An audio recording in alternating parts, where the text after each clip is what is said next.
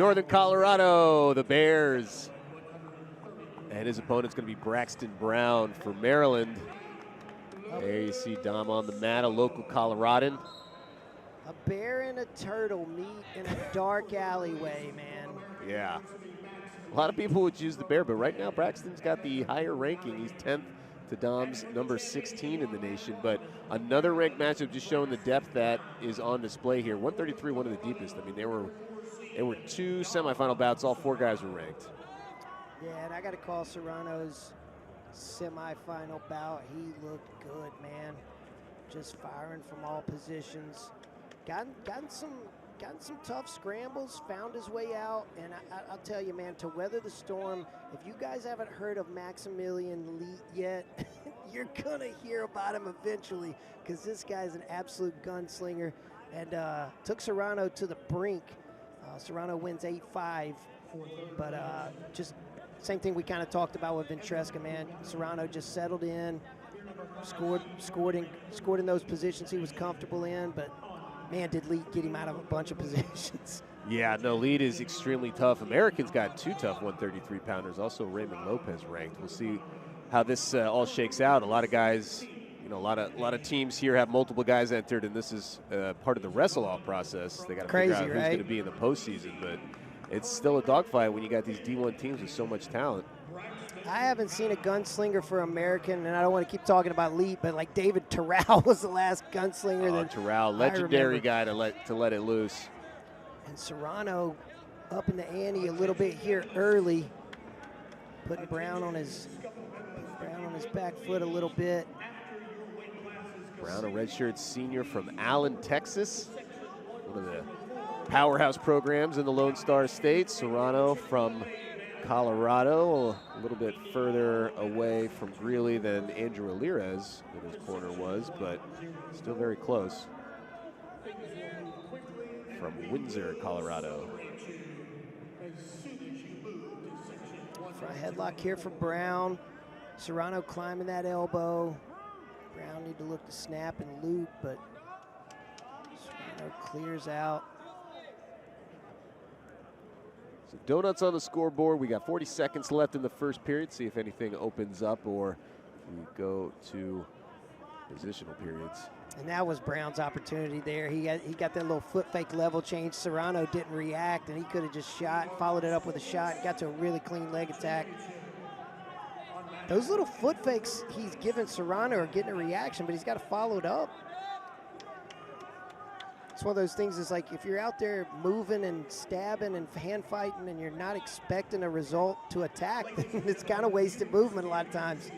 Yeah, and then, if you're giving ground too, he's already picked up a stall call now.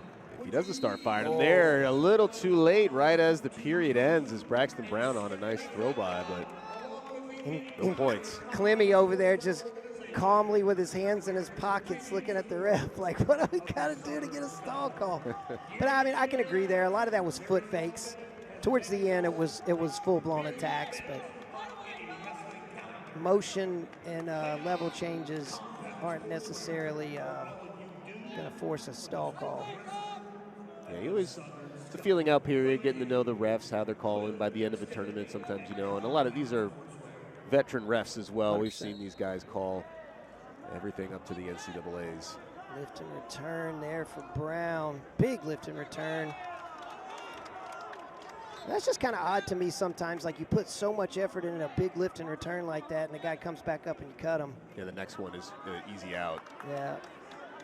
But that 1 point, the first one of the match, that puts Serrano in the lead ever so slightly. A lot of match left for this bout between 2 ranked wrestlers. Straightaway shot here for Serrano. Didn't really get his hands to a leg. Good little head sprawl down block from Brown. 3 and 4 seeds, I believe. Both seniors, both multiple-time national qualifiers. This is a match that really sets you up nicely for earning that automatic qualifier for your conference. Goes a long way to keep the record unblemished against a ranked opponent. Serrano 2-0 on the season. Brown 7-2.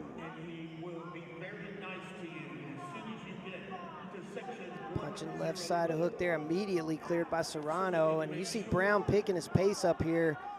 Committed setups to committed attacks. And he's been attacking both sides of the body.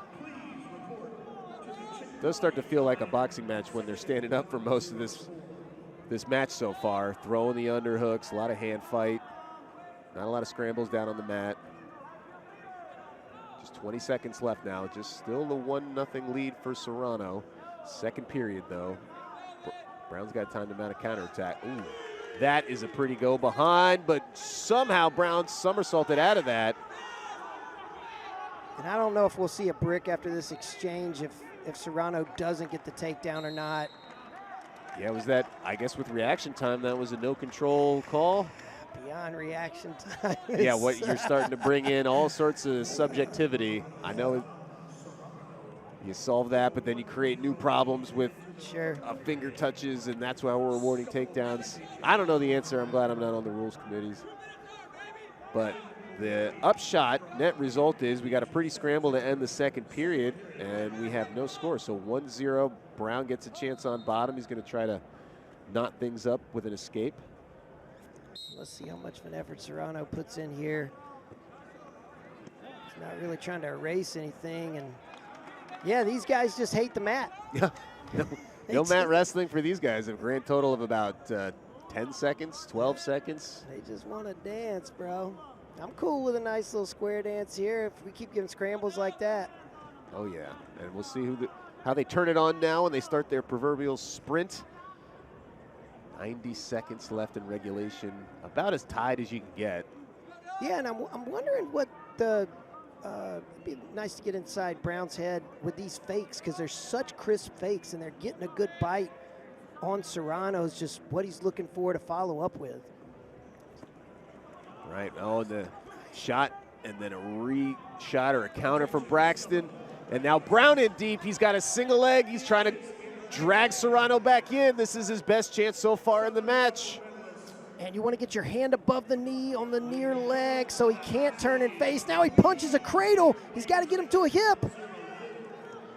His butt won't work. He's got to get him to a hip. And right when he went to a hip, foot went out of bounds. Clemson throws the brick, but I'm telling you right now, I'd be really shocked if they overturned this. It was so close, but I'm pretty sure he was outside the cylinder the minute that Serrano went to his hip. Was that, so he was in deep on that leg, could have dragged him in more, but he went to the head.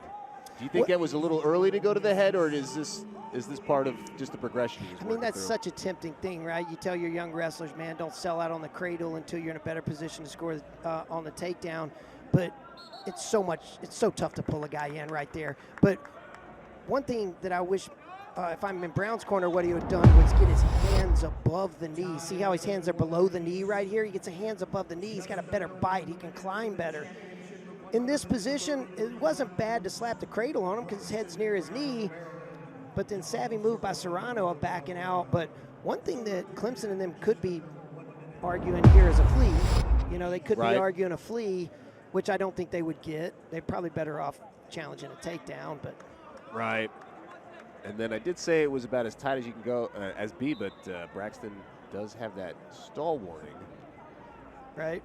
Which could shade things a little bit. Serrano pushes the pace, drives him out of bounds, and there's the go-ahead point. That exchange, though, that's something Brown's going to want back when he looks at this tape later. Yeah, you just got to climb that rope. I know it gets hesitant, especially when you feel like you're shoestring tackling on the edge of the mat, but if you just climb that rope, get a little bit more shoulder pressure, then that far leg reach becomes a lot easier because you're higher up on the leg. When you're down towards the sock, it feels like it's a mile away.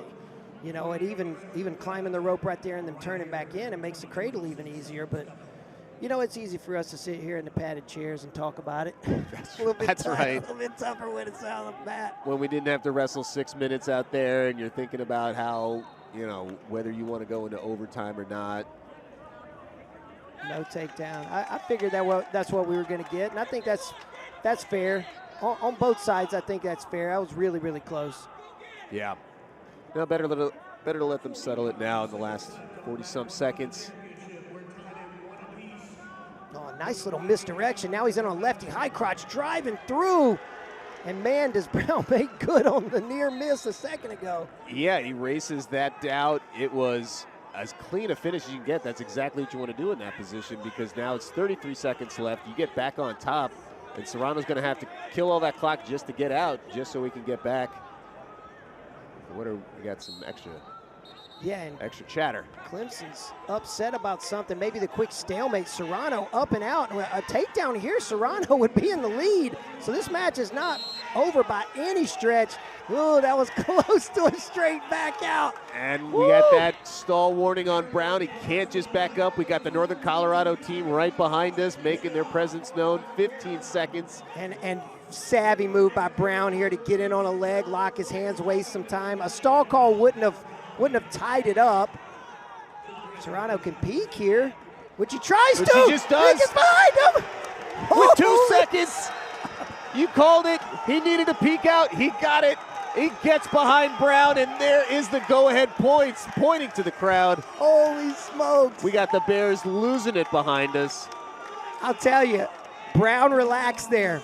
Brown relaxed there in a front headlock. Serrano's head was just peeking out the window, but he didn't slide and arch. And then when he does, holy smokes. And a little merengue. Yeah. Well, that's clutch. I mean, those are the types of matches that you have to win if you want to do something when this is both of these guys, their last chance at the NCAAs. If you want to find yourself wrestling on Saturday in mid-March. 100%. And you got to go find a way to win those matches against those guys. So we're going to get a quick replay. And then they haven't raised a hand yet, so they're going to have to look at that. Got me out of my seat, I'll tell you that. Yeah, hey, they undersold us on how they were going to light everything up at the end. I mean, Brown gave himself every chance in the planet when he came back out there on that near miss. Could have been feeling sorry for himself. He gets right back in on the left high crotch, finishes it. Serrano gets away and scores a takedown late. Takedown confirmed, Spay. There it is, Serrano and the smile and the thumbs up. Big win for Northern Colorado. And I got some big news for wrestling fans. The future of wrestling is here. Scan the QR code on the screen to learn more about the all-new FloWrestling. Once that QR code shows up, there it is. I'll keep talking. Watch the live stream while browsing Braxton.